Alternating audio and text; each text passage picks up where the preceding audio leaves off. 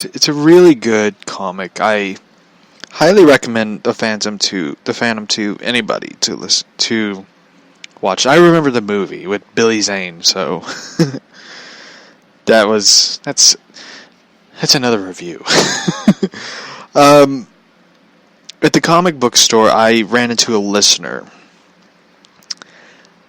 I was talking to not a coworker, but I was talking to a worker, and I found out that the comic book store I go to, it's called V-Stock. Randy Orton, who's a wrestler, goes to the same store that I go to. I never ran into him. But he checks out the comic books. He was in the store, and and a lot of people say he's a very nice guy. He's very distant from people. He doesn't really like talking to people a whole lot. It's like, really, who could blame him? So the person, the listener who was shopping there as well, recognized my voice and was like, You're that one dude. The dude who did the Suicide Squad review. And it sort of took me back, because it's like seeing a person who is a customer like me come up to me and be like, I recognize your voice. It's very scary. We were basically talking about comics, and the person was like, I really like your pitch idea about doing a new comic book company, a new company that needs to be formed for people who want to get into the industry. And I thought that's really cool. For those who don't know, I talked about that there needs to be a comic book company for people who want to get into the industry and learn as they create stuff. Like, they learn the knowledge of how the comic book industry goes. Because I'm so tired of people who do gatekeeping. Like, you keep other people out from contributing something to comics. And for me, it's very annoying, because there's a lot of people who want to better themselves, but at the same time pursue their dreams of wanting to be a comic book writer or an artist. It's something that needs to be sort of addressed. So, the two books it's the thing I'm so happy about is the person that did not ask for a selfie, because I would say no, because I don't like having my photo taken. I don't like doing selfies. So, the three books I bought was Doomsday Clock. I haven't read it yet. I went through Batman White Knight, book 3. I did not find book 1 or 2, so I bought 3. And thank you, love.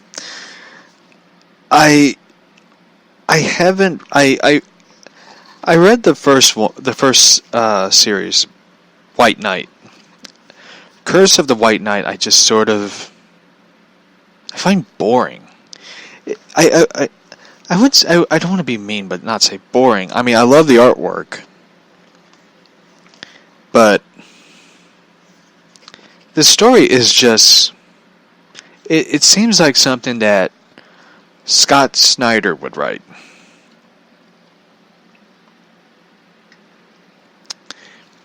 The story just screams Scott Snyder. And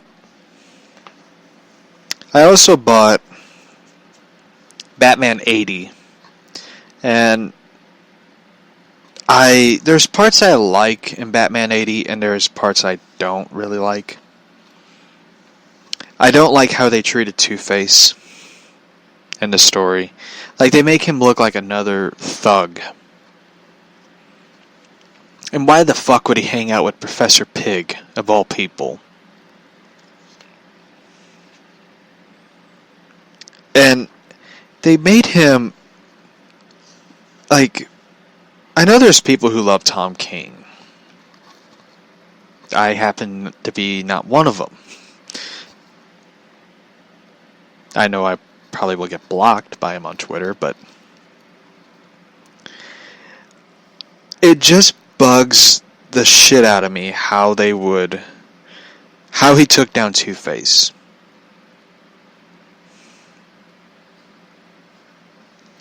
And and the thing is, like, I know there's going to be some people who love John Romita Jr.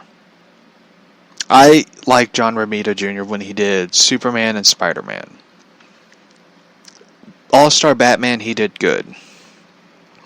But the thing that annoys the hell out of me, and I hope DC kind of learned from Tom King's run, is how many artists that went through this series. I wish they would just stick to... Like, when you look at New 52, at least there was, like, one artist that stuck to the book. You had Greg Capullo, and I fucking love Greg Capullo's artwork. There's one thing he did that it was Batman and Catwoman on a gargoyle looking over the city. And it was part of Batman 50, the wedding issue. Like, he did his art piece.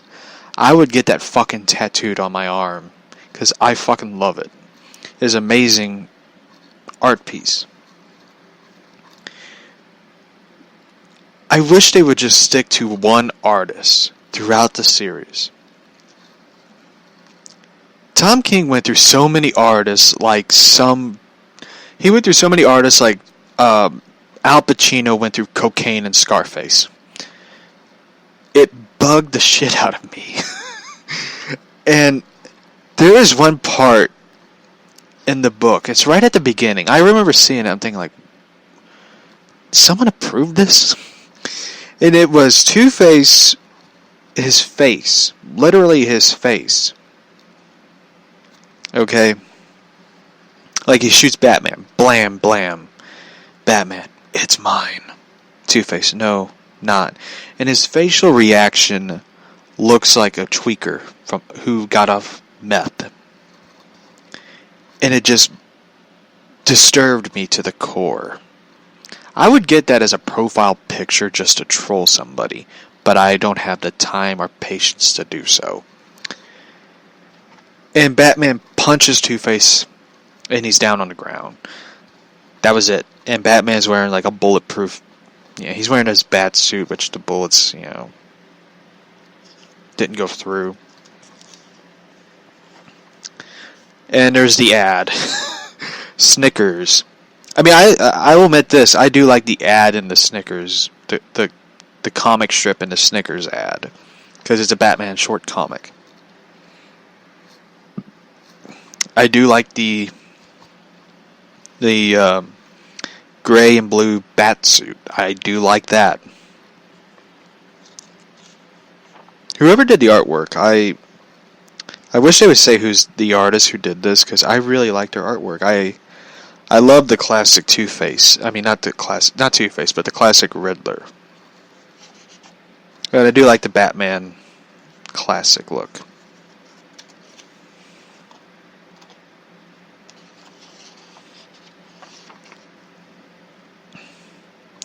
Then it has Hugo Strange talking to Thomas.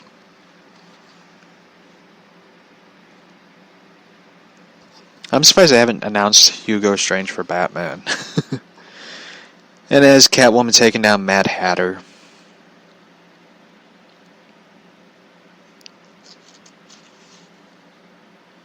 Then you get the Legion of Superheroes, written by Brian Michael Bendis. Fuck that. And Brian Michael Bendis' Young Justice. Fuck that book. And you have Thomas Wayne, who ends up like killing Kite Man, who drops him from a building. Then they have Gotham Girl, who her and Thomas Wayne have like this father-daughter relationship, and it just bugged the fuck out of me. It's like I don't imagine, like, they're supposed to make Thomas Wayne like this hard shell, badass motherfucker,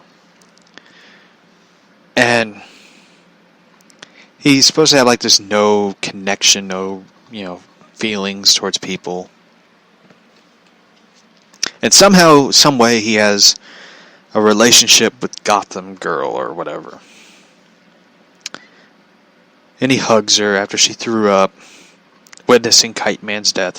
And it's like, apparently this bitch totally forgot about she killed half the people. And you got Harleen comic ad. I am so tired of Harley Quinn. Now, I have to do this rant. I have to. Harley Quinn is overrated. Now, I'll let you all scream, cry, be in denial. But there's a lot of people who agreed with me on Twitter when DC posted Harley Quinn and the Birds of Prey series. Comic, whatever. And I flat out wrote, I am so tired of Harley Quinn. And one person got triggered. Then don't buy the book. And I wrote, I'm not going to buy the book because it would be a waste of my time. And I sent a smiley face. And a lot of people agreed with me on it. I am tired of Harley Quinn. I am flat out just tired of this character. You diluted the character so much that people are tired of it. They are so tired of this character. I mean, you got Suicide Squad, as I call it, Vietnam. I know somebody's not going to find that amusing, but... And now, the guy who did the artwork, he is a good artist of this Harleen. I never read his writing. He's a good artist. I've seen a lot of his artwork. He drew some Catwoman artwork, which I really like. But I am so tired of Harley Quinn. Like, they turned this character from a classic animated series villain to a good Arkham sidekick for the Joker. I even like the DLC game in the Arkham City, Harley Quinn's Revenge. It wasn't bad. It was okay.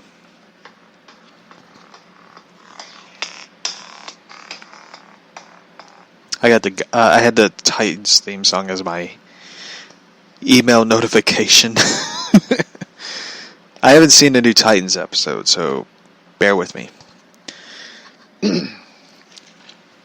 So, and I really liked the Harley Quinn in Telltale. When I played Telltale, I really liked it, and I didn't like the whole romance with Bruce Wayne thing, because I thought, like, nope. Crazy psycho bitch. I'm a Catwoman guy, so it bugs me how people, when Harley Quinn, of course, appeared in Suicide Squad, and how all these fangirls and Hot Topic shoppers, I know somewhere Hot Topic's going to be like, we got to ban this guy from the store.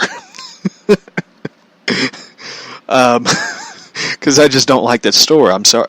I mean, I'll take it back. I bought the Batman Ninja t-shirt, and I love that shirt. Meow.